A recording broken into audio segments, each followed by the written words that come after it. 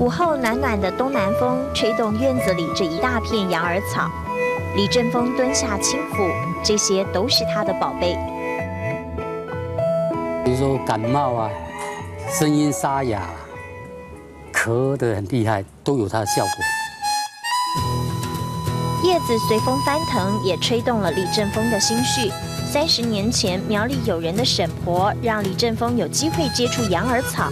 学化工的他决定要让这客家先祖的草本智慧加惠更多人。这个就是所谓羊耳草哈，植株的它的叶片成长过程就从这边嫩芽开始慢慢一直长。我们叶片采了以后，达到一个量以后啊，那我们就是用米酒浸泡，就像里面这样瓶瓶罐罐的。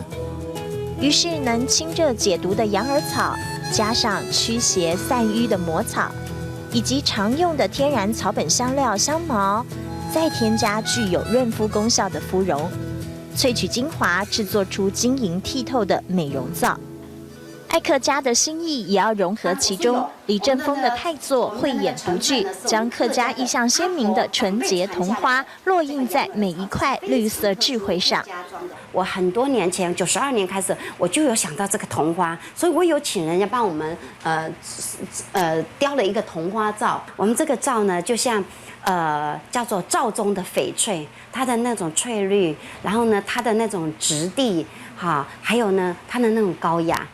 而且最重要是，这个我们的用心在制作这个呢，是让客人洗了以后，洗到薄薄的一片，还是那么的晶莹剔透。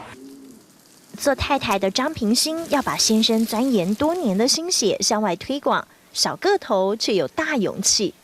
这一位就叫浙江省委书记，我就跟他讲说，我们是来自于台湾。省委书记跟他身边的那些人讲说，哦，这台湾来的女孩了得，他说胆子很大的意思了。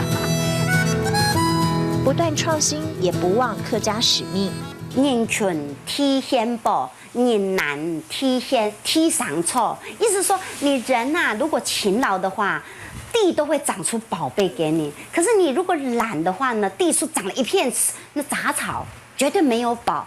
因为我们的勤劳，我们夫妻的勤劳，现在地中长了宝，他要让我们创更多的好东西。